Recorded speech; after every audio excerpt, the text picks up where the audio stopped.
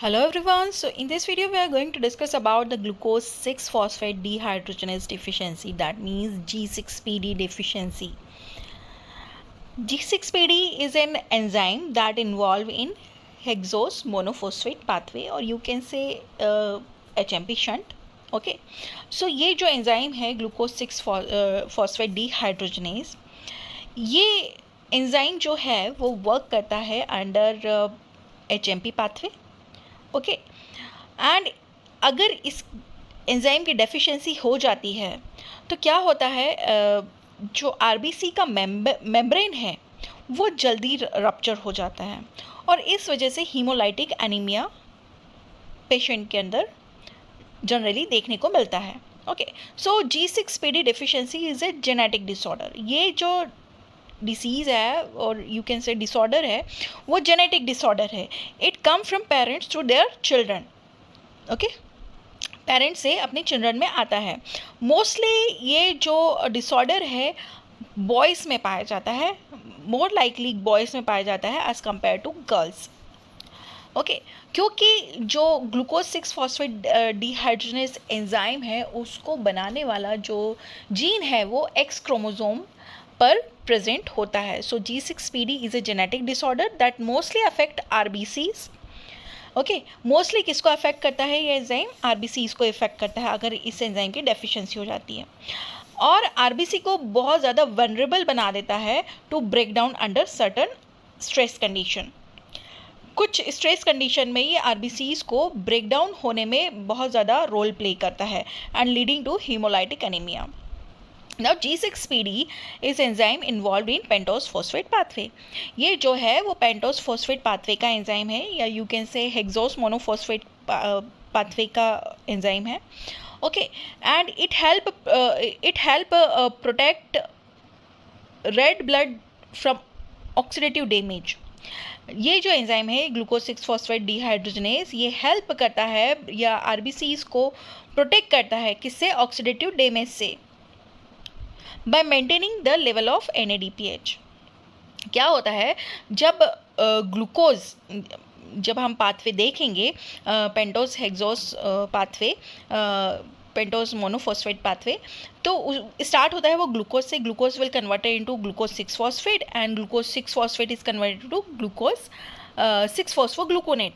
और इस glucose 6-phosphate से जब 6-phosphogluconate बनता है तो बीच में जो एंजाइम इन्वॉल्व रहता है वो होता है G6PD, और इसी स्टेप में NADPH का फॉर्मेशन होता है.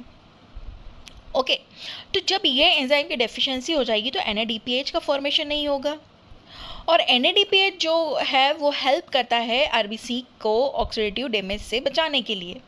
तो NADPH ही फॉर्म नहीं होगा, ये एंजाइम नहीं होगा तो NADPH फॉर्म नहीं होगा. NADPH फॉर्म नहीं होगा तो RBC जो है वो ऑक्सीडेटिव स्ट्रेस को बियर नहीं कर पाएगी और जल्दी रप्चर हो जाएगी. एंड NADPH क्या करता है, जब ये एंजाइम रहता है ग्लूकोज 6-phosphate को कन्वर्ट करता है 6-phosphogluconate में, तो NADPH रिलीज होता है, फॉर्म होता है, and which in turn keep glutathione in reduce form. इससे क्या होगा, जो बॉडी सेल के अंदर ग्लूटाथायोन है वो रिड्यूस फॉर्म में प्रेजेंट रहेगा, और अगर NADPH फॉर्म नहीं होगा तो ग्लूटाथायोन बढ़ जाएगा. Without enough G6PD RBC can't effectively handle oxidative stress. अगर G6PD नहीं है प्रॉपर अमाउंट में, ओके, अगर इसकी डेफिशिएंसी हो जाती है तो RBC जो है वो ऑक्सीडेटिव स्ट्रेस को बियर नहीं कर पाएगी. सो G6PD डेफिशिएंसी से क्या होगा? हीमोलाइटिक एनीमिया होगा. ओके, एंड RBC का मेम्ब्रेन बहुत ज़्यादा जल्दी रैप्चर हो जाएगा. अब कौन कौन से फैक्टर्स हैं जो कि G6PD डेफिशिएंसी में हमें अवॉइड करना चाहिए? सबसे पहले फैबीन्स अवॉइड करना चाहिए, मेटाबॉलिक एसिडोसिस का ध्यान रखना चाहिए, कुछ इन्फेक्शंस हैं उनसे बच के रहना चाहिए, कुछ मेडिकेशंस हैं, तो किसी पर्सन में अगर G6PD की डेफिशिएंसी है तो कुछ मेडिकेशंस हैं उन्हें भी हमें अवॉइड करना चाहिए जो कि इस कंडीशन को ट्रिगर करती हों. देखो कमी तो है, तो अब कमी है तो अब हम उसे मैनेज करेंगे. मैनेज करने के लिए हम उन चीज़ों को अवॉइड करेंगे जो इस कंडीशन को ट्रिगर कर रही हैं. Okay, now come to the so G6PD जो एंजाइम है that is present on X chromosome. हमें पता है कि बॉयज़ में जो क्रोमोसोम होते हैं वो XY क्रोमोसोम होते हैं एंड गर्ल्स में XX क्रोमोसोम होते हैं, क्योंकि बॉय में एक ही X क्रोमोसोम होता है जो कि उसकी मदर से आता है और Y क्रोमोसोम फादर से आता है। ओके, एंड जो X क्रोमोसोम है उसके ऊपर ही ये जीन्स प्रेजेंट है एंजाइम के लिए। जो G6PD एंजाइम है उसको बनाने वाला जीन X क्रोमोसोम पे प्रेजेंट है। अगर X क्रोमोसोम पर इस जीन को फॉर्म करने इस एंजाइम को फॉर्म करने वाला जीन अगर एब्सेंट होगा, डेफिशिएंट होगा, तो ये जीन का इस एंजाइम का फॉर्मेशन नहीं होगा और डेफिशिएंसी हो जाएगी। बट अगर बात करें हम गर्ल्स में, तो उसके पास 2 X क्रोमोसोम है, एक फादर से आया है, एक मदर से आया है। मान लिया अगर मदर से आया हुआ जो क्रोमोसोम है उस पर डेफिशिएंसी है जीन की, तो फादर से जो X क्रोमोसोम आया है वहाँ से आपको ये जीन मिल जाएगा। ओके, पर बॉय के केस में एक ही X क्रोमोसोम है और उसमें भी डेफिशिएंसी है, तो हम बॉय के अंदर इस कमी को पूरा नहीं कर पाते। सो इसलिए मेल्स में या बॉयज़ में ये डेफिशिएंसी ज़्यादा देखी जाती है। So gene of G6PD present on X chromosome, okay, and most common in people of African, Mediterranean and Middle Eastern and South East Asian descent. Okay, most commonly in countries में पाया जाता है ये disorder.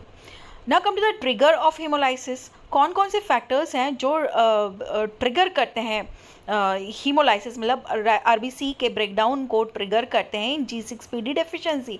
एक तो deficiency है enzyme की, ऊपर से आप ऐसी कुछ चीज़ें ले रहे हो जो हीमोलाइसिस को और ज़्यादा ट्रिगर करे, ओके, एक्सेलरेट करे। तो कुछ ड्रग्स हैं जैसे सल्फोनामाइड है, प्रीमाक्यून है, नाइट्रोफ्यूरेटोइन है, एस्पिरिन इन हाई डोजेस है। तो ये जो ड्रग होते हैं वो G6PD डेफिशिएंसी में हीमोलाइसिस को ट्रिगर करते हैं। कुछ फूड है जैसे फावा बीन्स हैं, ओके, फैबिज्म है, एंड कुछ इन्फेक्शंस की वजह से भी ट्रिगर हो जाता है हीमोलाइसिस। देन सर्टेन केमिकल्स हैं जैसे मॉथ बॉल कंटेनिंग नेप्थलीन है, okay. Now come to the symptoms of haemolytic anaemia. Symptoms अगर देखा जाए तो फटीग है, बहुत ज़्यादा जल्दी थकान हो जाती है। Jaundice is the symptoms of haemolytic anaemia, क्योंकि हमें पता है कि RBC का ब्रेकडाउन हो रहा है तो जॉइंडिस होगा, okay. Then dark colour urine, क्योंकि RBC जो है वो टूट रहा है, हीमोग्लोबिन जो है वो यूरिन के थ्रू बाहर निकल रहा है, तो डार्क कलर यूरिन फॉर्म होगा। Then rapid heart rate, spleen का जो साइज़ है वो समटाइम एनलार्ज हो जाता है। Now come to the diagnosis part. Diagnosis, you can say आप डायग्नोसिस कर सकते हैं इस डिसऑर्डर का बाय पेरिफेरल ब्लड स्मीयर लेकर, okay. Then G6PD enzyme assay आप करवाइए। देन रेटिकुलोसाइट काउंट करवाइए। रेटिकुलोसाइट काउंट जो होता है वो एलिवेटेड होता है during the haemolysis. Then bilirubin level जो होता है वो इंक्रीज हो जाता है। कंप्लीट RBC काउंट करवाना चाहिए। हीमोग्लोबिन यूरिन हीमोग्लोबिन लेवल जो है उसमें लैक्टेट डिहाइड्रोजनेस टेस्ट लगाना चाहिए। देन मेथेमोग्लोबिन जो है रिडक्शन टेस्ट, रेटिकुलोसाइट काउंट हमें करवाना चाहिए। Then come to the management of G6PD, okay. तो हमें मैनेज किस तरह से करना है इस डिसऑर्डर को? सबसे पहले हमें जितने भी ट्रिगर्स हैं उनको अवॉइड करना है। कोई ड्रग है, कोई फूड आर्टिकल ऐसा है जिससे ये कंडीशन ट्रिगर हो रही है। देन सपोर्टिव केयर हमें लेना चाहिए during haemolytic episodes like hydration, oxygen transfusion in severe cases. Then education of safe medication and food, safe medication of food की एजुकेशन होना चाहिए। No routine treatment required when asymptomatic, okay. So this is a short information about G6PD. Thank you very much.